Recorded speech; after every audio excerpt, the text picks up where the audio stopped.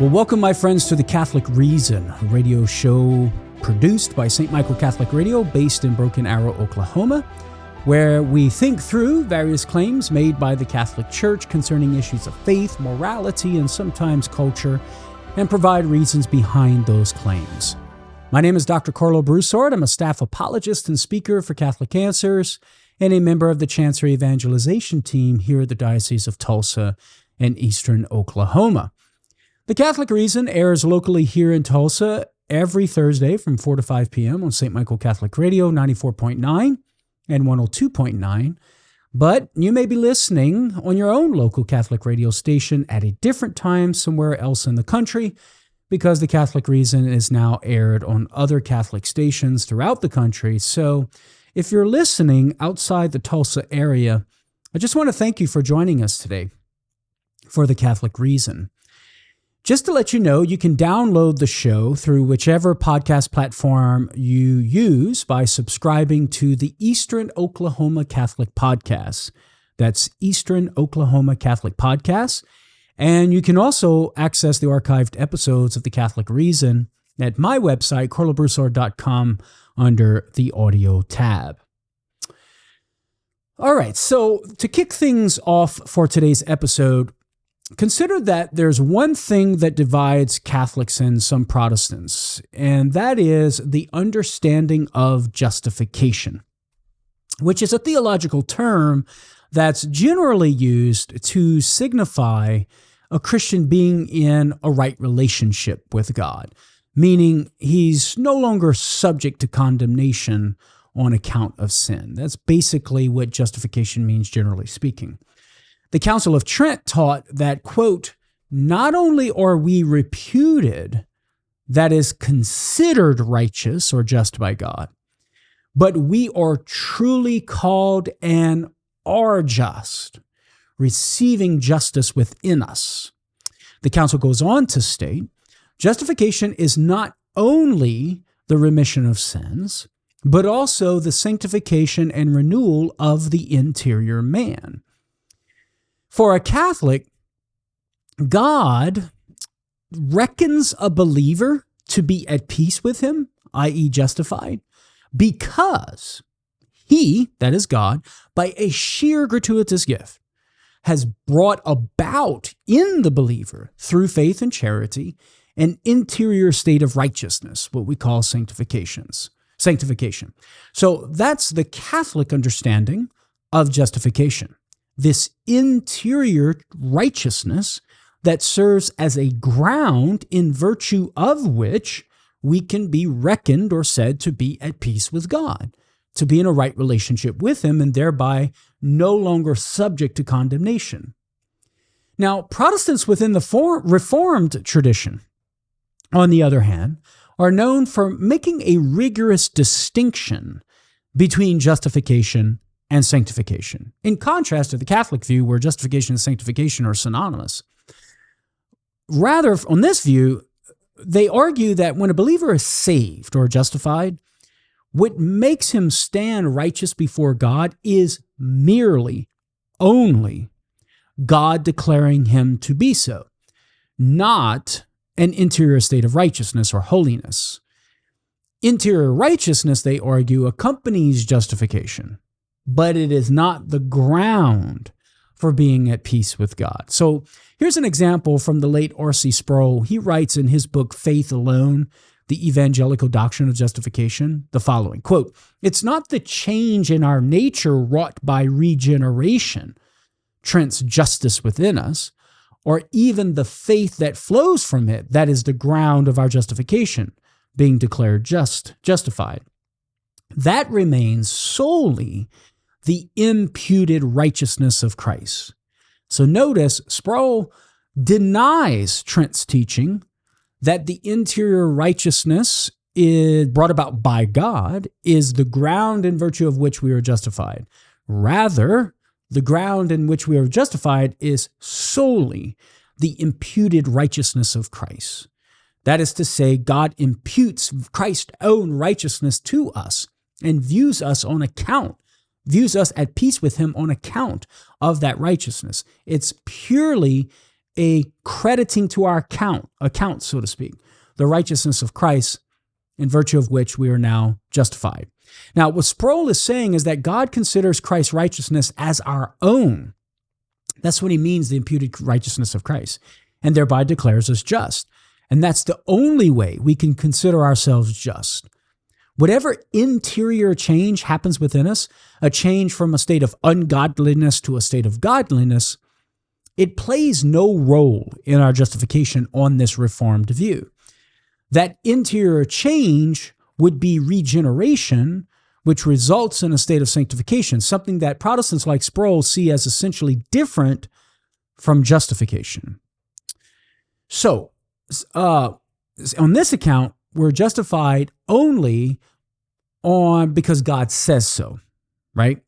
So the interior renewal would be labeled as sanctification, but harshly distinguished from, right? Distinguished from justification, which is brought about on account of God declaring us to be so and the imputed righteousness of Christ. So the question becomes, how can we defend the Catholic Church's teaching on justification as regeneration? In other words, how can we back up our insistence that the interior change that happens within us when we become Christians plays a role in us having a right relationship with God? Now, a full refutation of Sproul's view would require us to do two things. One, we'd have to show that the Bible sees the interior change that is wrought by regeneration at least as grounds for our justification, even if not the only grounds. And then two, show that the grounds for our justification are not the imputed righteousness of Christ. This would suffice to refute Sproul's claim. Further argumentation, however, would be needed to fully prove the Catholic position that the interior change wrought by regeneration via sanctifying grace given initially in baptism is the sole ground of our justification, or what the Council of Trent called the single formal cause.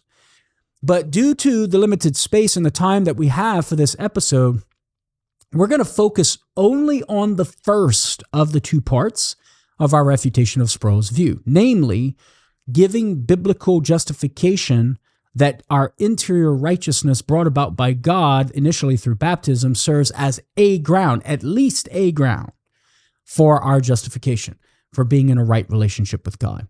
And there are three passages that we're going to focus on in today's episode. And the three passages will take up the rest of our time together. First of all, Romans 6, 17 through 18. If you're jotting these down, if you're driving, listening to the show, don't jot down. Wait until you get home, right? Romans 6, 17 through 18, 2 Corinthians 3, 6 through 9, and Romans 5, 1 through 2, and 5 through 8. Those are the three passages we're going to focus on to provide biblical justification that our interior righteousness or sanctification that God does indeed bring about, we would argue initially through baptism, but put that off to a side for now. The interior righteousness of sanctification that God brings about does indeed serve as a ground for our justification. And that would at least put us on the path and be one part of our defense of Trent's teaching, Council of Trent's teaching. All right, so let's start with Romans 6, 17 through 18. Here's the text. Here's what Paul writes. But thanks be to God that you were once slaves of sin, have become obedient from the heart to the standard of teaching to which you were committed, and having been set free from sin, have become slaves of righteousness. Note that what I share here comes from my article at Catholic.com entitled God Puts His Money Where His Mouth Is, right? So everything that I'm going to say here orally is in writing in that article at Catholic.com, which you can get for free, actually. Now, the first thing to note is that the Greek word for righteousness in the two verses that we just read is dikaiosune, which is related to the verb dikaio that Paul uses throughout his letter to the Romans when he talks about Abraham, quote, being justified by faith in Romans chapter 5, verse 1. And then you can also check out Romans chapter 4, verse 2. And that's a faith that, according to Paul, God reckoned as righteousness, dikaiosune there in Romans chapter 4, verse 5. So Abraham is justified by faith, Romans 5:1, and it's that faith in virtue of which God reckons Abraham as, or God reckons as righteousness, dikaiosune in Romans 4:5. So for Paul, the state of being slaves of righteousness is a state of being justified like Abraham. Now, according to Romans 5:1, the justification that we Christians have in Christ is another way of describing the peace that we have with God. Again, a peace similar to what Abraham had with God. Paul writes in Romans 5:1, since we are justified by faith, and remember, this is a justification like Abraham, we have peace with God through our Lord Jesus Christ. So the question becomes, well, what does it mean to have peace with God? It means to be in a right relationship with Him. It means we're no longer subject to condemnation by Him. So the state, here's the point, the state of being slaves of righteousness that Paul talks about in Romans 6:17 through 18, the state of justification is a state of being at peace with God or having a right relationship with Him.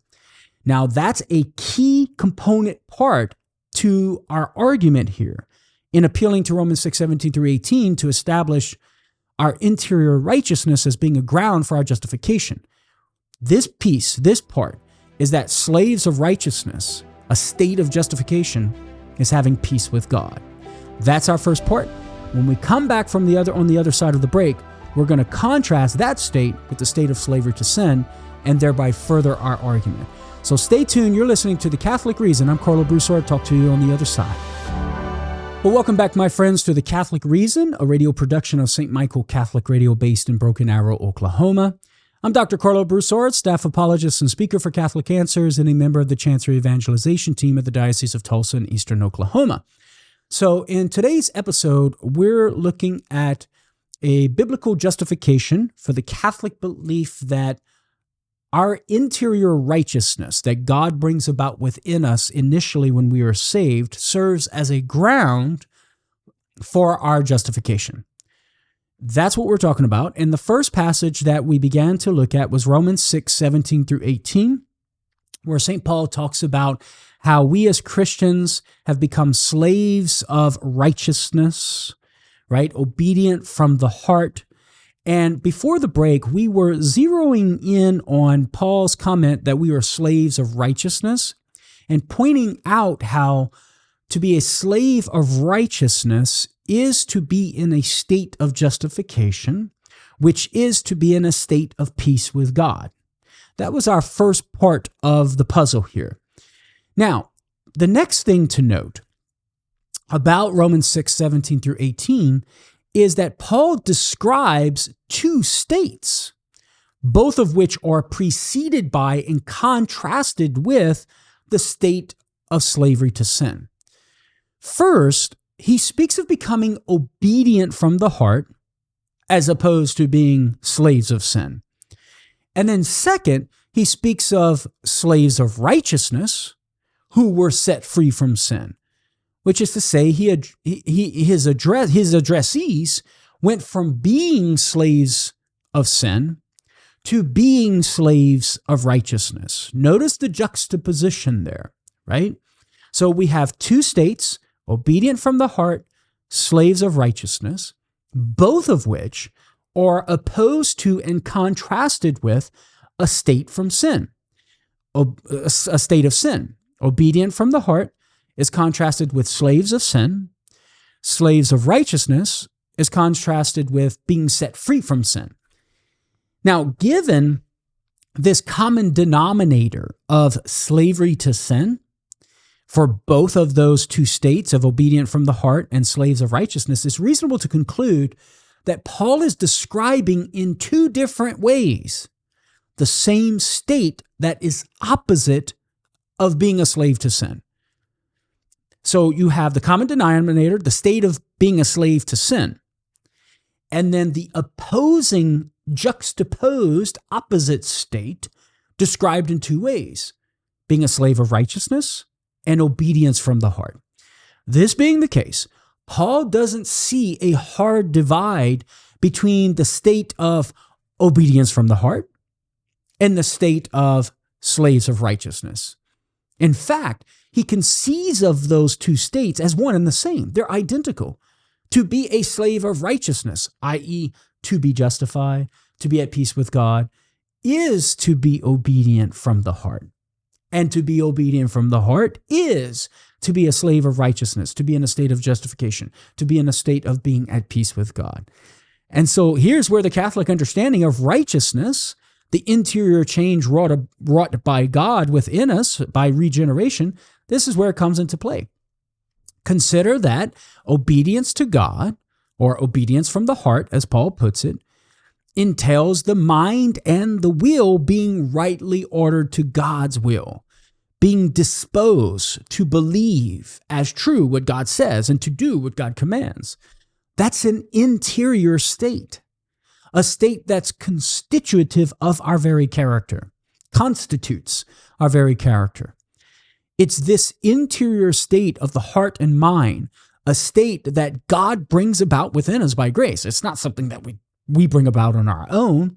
This is an interior state of the heart and the mind that God causes, that God brings about freely, gratuitously. And it's that interior state of the heart and mind that Paul identifies as the state of being slaves of righteousness, which, as we've already shown, is a state of justification, like that of Abraham. Therefore, interior righteousness at least is a ground for our justification. Sproul and other Reformed Protestants, according to this argumentation and this text, cannot deny that interior righteousness is a ground for our justification. That is something they do. But according to this text, that is false. One cannot deny that interior righteousness is at least a ground for our justification. This interpretation of associating the interior state of obedience from the heart with the state of being slaves of righteousness is further supported by verse 7 in Romans 6. Paul writes there, quote, "For he who has died," and he's talking about the death of baptism via verses 3 through 4, "for he who has died with this death of baptism is freed from sin." Now, the Greek verb for freed there is dikaio. So the text can be literally translated as he who has died the death of baptism is justified from sin. That's the very verb that Paul uses when he speaks of Abraham being justified. So here, Paul explicitly ties this freedom from the slavery to sin, which, as we already said, is the interior state of obedience from the heart, to the state of being justified. So the interior state of obedience from the heart, which entails the interior state of the intellect and the will being rightly ordered to God's will and God's mind, is in fact the state of being justified. It follows, therefore, that in Paul's mind, the state of being justified is not divorced from the interior state of obedience from the heart, a state where our hearts and minds are rightly ordered to God, or what the Council of Trent called the justice within us, contrary to what Sproul and Reformed theologians teach about our justification being solely extrinsic or forensic. So we can agree to some extent with our Protestant friends like Sproul, who say that God declares us just. As Trent states, not only are we reputed righteous or just, but we are truly called and are just. The implication being that we can affirm that God reputes or declares us just. It's just that, according to Paul, such a declaration corresponds to an objective reality, our interior state of righteousness that God brings about within us, what Paul calls obedience from the heart.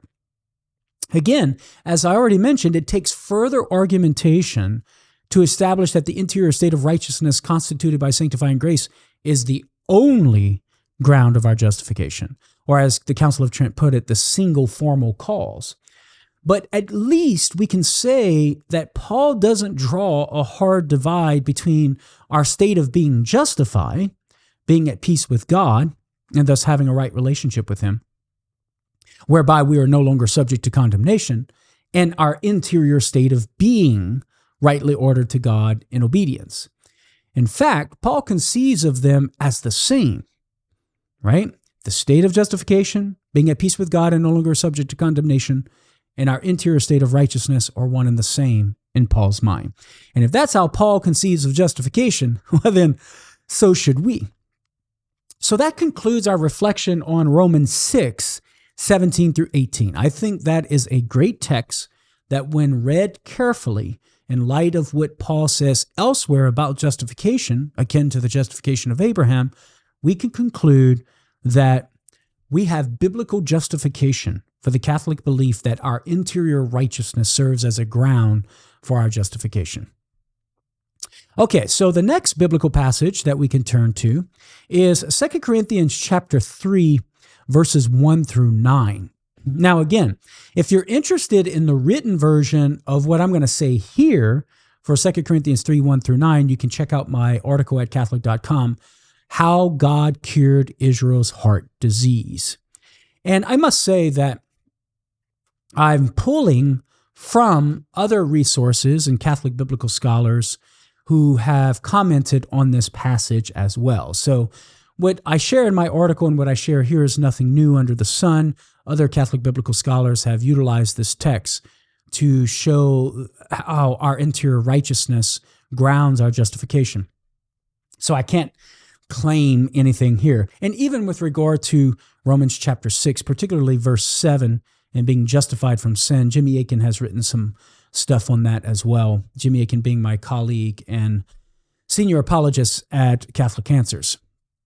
So St. Paul begins with a prominent theme found in the Jewish prophetical tradition, the writing of God's law on the heart. And so here's what Paul writes in verses 2 through 3 of 2 Corinthians in order to set the context. You yourselves are our letter of recommendation, written on your hearts, to be known and ready by all men. And you show that you are a letter from Christ delivered by us, written not with ink, but with the Spirit of the living God, not on tablets of stone, but on tablets of human hearts. So notice he's teeing up this theme of God's law being written on the heart. Now, Paul then begins to identify this written letter, or the law, on the heart as characteristic of the new covenant, in contrast to the old. So he says in verses 4 through 6, such is the confidence that we have through Christ toward God, who has made us competent to be ministers of a new covenant, not in a written code, but in the Spirit. For the written code kills, but the Spirit gives life. Now, this theme of God's law being written on the human heart in the new covenant is an allusion to both the prophets Jeremiah and Ezekiel. And that's from Jeremiah 31 through 34, and Ezekiel chapters 34 and 37. But I'm coming up on our second break here, so I'm going to hit the pause button. And when we come back on the other side of the break, I'll pick back up with these prophetical traditions from Jeremiah and Ezekiel talking about the God's law written on the human heart in the new covenant. So stay tuned. You're listening to The Catholic Reason. Talk to you on the other side of the break. Well, welcome back, my friends, to The Catholic Reason. If you're just joining me, my name is Dr. Carlo Broussard. I'm a staff apologist and speaker for Catholic Answers and a member of the Chancery Evangelization Team of the Diocese of Tulsa and Eastern Oklahoma. You're listening to The Catholic Reason, and in today's episode, we're trying to provide reasons for the Catholic claim that the interior righteousness that God brings about within us through regeneration, what we call sanctification, initially, ordinarily through baptism, but let's just say at our initial stage of salvation, is that in virtue of which we are justified. In contrast to the Reformed position that our justification is solely on account of the imputed righteousness of Christ, and that God simply declares us just on account of Christ's righteousness, imputing Christ's very own righteousness to us, and denying that the interior righteousness that God brings about through regeneration is a ground for that justification. So we responded to that claim and tried to justify our Catholic claim by appealing to Romans 6, 17 through 18. Now, before our last break, we had just started reflecting on another biblical text, 2 Corinthians chapter 3, verses 1 through 9. And what we were doing there is establishing the context of 2 Corinthians chapter 3, verses 2 through 3, where Paul's talking about the writing of God's law on the heart. And he goes further to contrast this writing of God's law on the heart being something of the new covenant in contrast to the old. And he does that in verses 4 through 6 of 2 Corinthians chapter 3. Now, right before the break, I mentioned that this theme of God's law being written on the human heart in the new covenant is an allusion. Paul is alluding to the prophetical tradition of Jeremiah and Ezekiel. So here's the text from Jeremiah. This comes from Jeremiah chapter 31, verses 31 through 34. And here's what Jeremiah says. Behold, the days are coming, says the Lord, when I will make a new covenant with the house of Israel and the house of Judah. Not like the covenant which I made with their fathers when I took them by the hand to bring them out of the land of Egypt. This is the covenant which I will make with the house of Israel after those days, says the Lord. I will put my law within them, and I will write it upon their hearts, and I will be their God, and they shall be my people. So notice there in Jeremiah's prophecy, you have God talking about how in the new covenant, he will write his law within the hearts of his people. That's exactly what Paul is saying in 2 Corinthians chapter 3, verses 2 through 3 and 4 through 6, as he begins to tee up the key text that we're going to focus on for our purposes here. But again, to further establish this Old Testament backdrop against which Paul is writing about God's law being written on the human heart, we can appeal to Ezekiel. Ezekiel, in reference to the time when God established his quote-unquote covenant of peace, that's Ezekiel 34:25. The covenant of peace, also called an everlasting covenant, according to Ezekiel 37:26. Ezekiel foretells what God will do in those days. So here's the quote from Ezekiel 36:26 through 27. God says, "A new heart I will give you, and a new spirit I will put within you. And I will take out of your flesh the heart of stone and give you a heart of flesh. And I will put my spirit within you and cause you to walk in my statutes and be careful to observe my ordinances." So notice the emphasis on a new heart and God's spirit, ultimately the law of God, being put upon the heart of his people. The revelation that God will give a new heart to his people in the new covenant with his law written on it indicates there was a problem with Israel's heart in the old covenant. They couldn't keep the law written on stone. This is why Paul says in 2 Corinthians 3:6, the written code, the old law kills, and goes on to call the old law in 2 Corinthians 3:7 a dispensation of death, and then in verse 9, a dispensation of condemnation. The ground for condemnation was disobedience. That's an important point there. The old law gave knowledge of what must be obeyed, but did not give the power to obey. So the ground for condemnation was disobedience. Now for Paul, who's thinking in the same vein as Jeremiah and Ezekiel, the solution that he identifies as the new law is proportionate to the problem. The problem for the people of Israel was an interior matter, a matter of the heart. And so therefore the solution must be an interior matter because it's a matter of the heart as well. So note again, the problem for Israel was a heart problem. It was an interior matter, a failure to obey. It was a matter of the heart. That was the problem. And so the solution is going to have to be proportionate. What is the solution? The new law written upon the hearts of the people. So it's going to be a matter of the heart. Now, so far, everything I've said maps on to what a Protestant persuaded by the Reformed tradition would say happens with sanctification. focusing on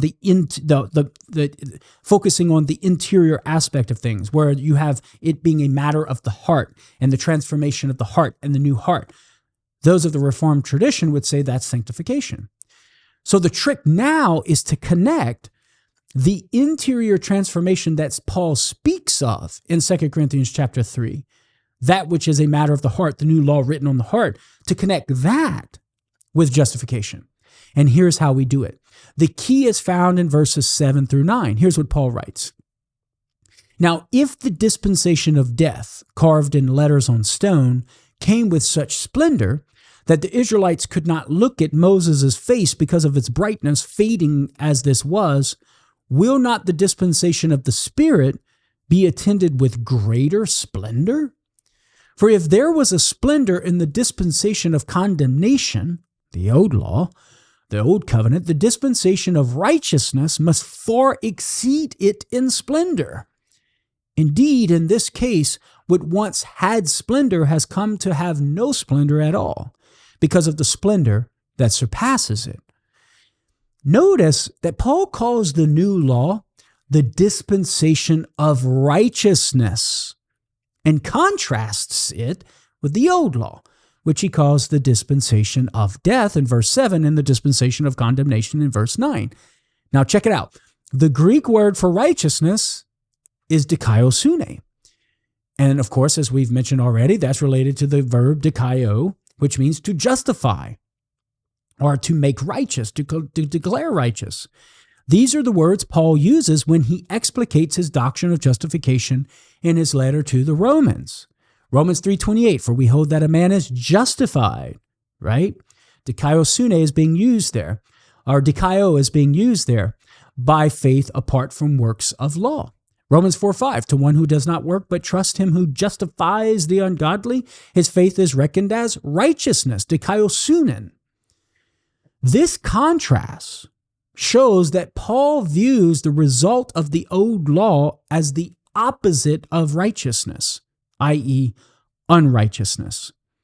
And given what we've already said, that the result of the old law was a heart problem, the problem of Israel that the new law is meant to rectify, right?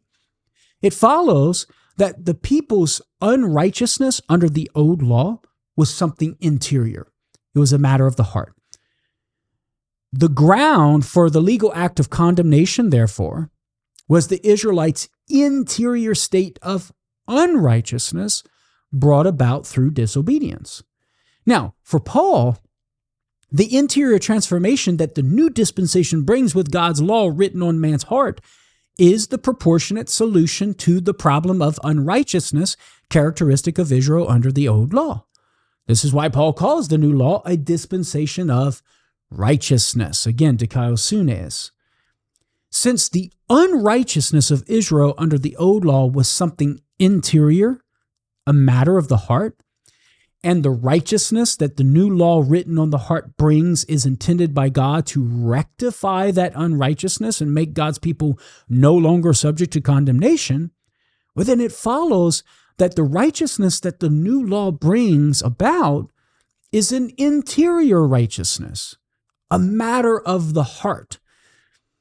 Or as Bible scholar John Kincaid puts it in his essay in the book Paul, a New Covenant Jew, Rethinking Pauline Theology, cardiac righteousness. And that's the essay where a lot of this material is being drawn from. Kincaid does a good job of exegeting this text in 2 Corinthians chapter 3, verses 1 through 9.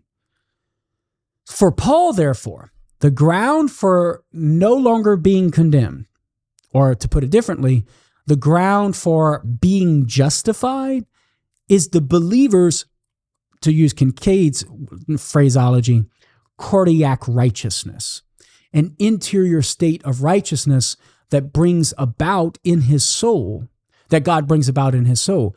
And since justification is a transformation of the heart, resulting in an interior state of righteousness, we don't have to draw a hard line between justification and sanctification. So that's the beauty of 2 Corinthians chapter 3, verses 1 through 9, where Paul is juxtaposing and interior state of unrighteousness for the old Israel in the old law, in the old dispensation, with the dispensation of the new law for the new Israel. And given that juxtaposition, we can reasonably conclude that Paul envisions the state of righteousness under the new law in the dispensation of righteousness is one of an interior righteousness, because the solution, which the state of righteousness in the dispensation of righteousness is, must be proportionate to the problem. The problem was interior unrighteousness, so the solution must be interior righteousness, and that's the dispensation of righteousness. My friends, I'm coming up on the break. Talk to you on the other side. You're listening to The Catholic Reason. Well, welcome back to The Catholic Reason, my friends. Here we are in our last and final segment of today's episode. So by way of summary, we've looked at two biblical passages so far to provide justification for the Catholic claim that our interior righteousness that God brings about through regeneration is our grounds, our state of justice, is that in virtue of which we are justified in a state of right relationship with God, thereby no longer being subject to condemnation. We looked at Romans 6:17 through 18, and that provided us evidence for that. In Paul's mind, Paul envisions a state of justification, or being slaves of righteousness, is a matter of the heart, something interior, being set free and juxtaposed to the state of sin. Given that the state of sin is something interior, and Paul juxtaposes that state of sin and being slaves of sin with being slaves of righteousness, or a state of justification, it follows that for Paul, the state of justification is something that's interior. There's an interior righteousness there that serves as the ground in virtue of which we are justified or in a right relationship with God. Now, secondly, we looked at 2 Corinthians chapter 3, verses 1 through 9. And there Paul talks about how in the new law, God has written his law upon our hearts. So he tees up the theology of the heart, something interior, right? And Paul teaches us that in those passages that this new law written on the heart is the solution in this dispensation of righteousness to the problem for Israel in the old law, which was a dispensation of death and condemnation, which was a matter of the heart. It was the heart being unrighteous, lack of obedience and disobedience. And given that the problem was an interior issue, a matter of the heart, and the solution to the problem needs to be proportionate to that, the solution to the problem is the dispensation of righteousness, the law of God written upon our heart, it follows that the solution is going to be something of an interior matter. It's going to be a matter of the heart. And so this dispensation of righteousness, or being justified, is something of the heart. The interior righteousness that God brings about is that in virtue of which we are justified. And so now in our last segment, let's look at a third biblical passage that justifies the Catholic understanding of justification being a matter of the heart. Justification being interior righteousness, being grounded or rooted in the interior righteousness that God brings about. So here's what Paul writes, Romans 5, 1 through 2, and verses 5 through 8. Verse 1, therefore, since we have been justified by faith, we have peace with God through our Lord Jesus Christ, through whom we have gained access by faith to this grace in which we stand. And we boast in the hope of the glory of God. Starting verse 5, and hope does not disappoint, because the love of God has been poured out into our hearts through the Holy Spirit that has been given to us. For Christ, while we were still helpless, yet died at the appointed time for the ungodly. Indeed, only with difficulty does one die for a just person, though perhaps for a good person one might even find courage to die. But God proves his love for us in that while we were still sinners, Christ died for us. The point of focus here is Paul's teaching on the state of justification as contrasted with a Christian's former state of ungodliness. Now, note that I'm not claiming that this text provides us a full-blown defense of the Council of Trent's teaching on justification, as I articulated at the beginning of the episode. However, it does show, so I will argue, that at least our interior state of righteousness or holiness serves as a ground for our justification. Like I said earlier, more work would have to be done to show that it's the only ground, but at least we can show in this passage of Romans 5, 1 through 2 and 5 through 8 that our interior righteousness that God brings about is a ground. Consider that Paul clearly has justification in mind, since he writes in Romans chapter 5, verse 1, since we have been justified by faith, we have peace with God. So he has justification in mind. Our question is, how does Paul conceive of justification within his mind? What does he think the nature of justification involves?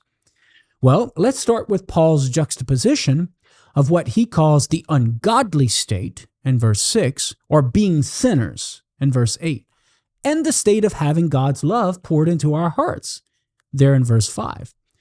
Paul describes the former state, the ungodly state, the state of being sinners, of both he and the Christians in Rome as being in an ungodly state, which according to verse 8 involved the state of sin whereby they were interiorly defiled. This would have been a state of sin where the soul is void of sanctifying grace due to what we call in the Catholic tradition mortal sin. So Paul is envisioning, he's describing himself and the Romans as being in that ungodly sinful state, which is an interior defilement. But the good news is that both Paul and Roman Christians were taken out of that state of defilement due to sin, as Paul writes, that defilement due to, let me rephrase that. The good news is that Paul and the Roman Christians were taken out of that state of defilement, which was a state of sin, right?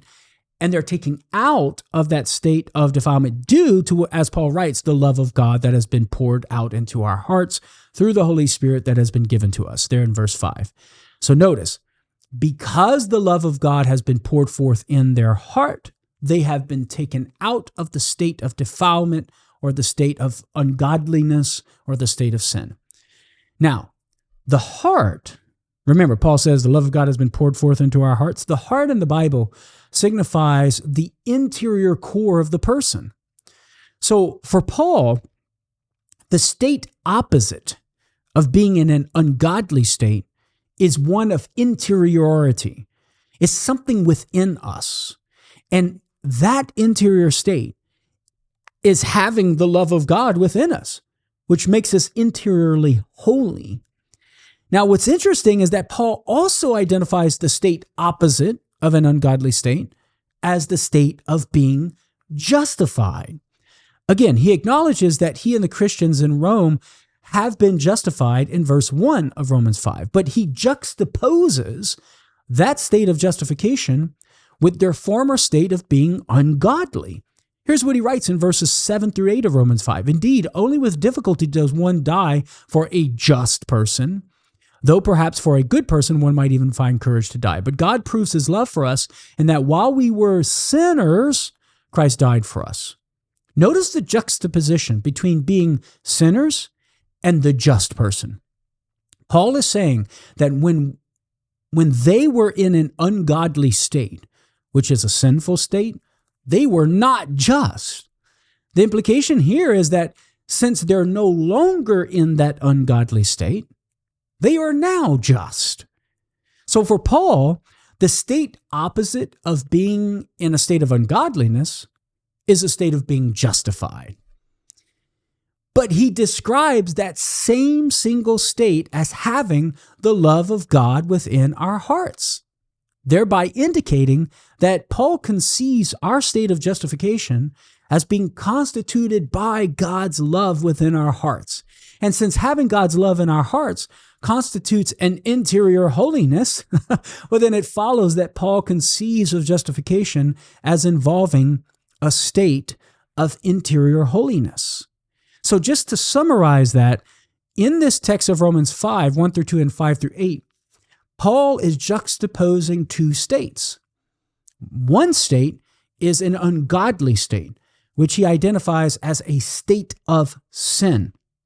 And he juxtaposes that state with another state, which he describes in two different ways. He juxtaposes the ungodly state with having God's love in our hearts, and he juxtaposes the state of ungodliness with the state of justification, of having peace with God. And so given that you have this common denominator of the ungodly state on one side of the equation, and then you have these two descriptions of God's love in our hearts and a state of justification, both juxtaposed to the ungodly state, it is reasonable to conclude that Paul envisions the state of justification as identical with the state of having God's love poured forth in our hearts.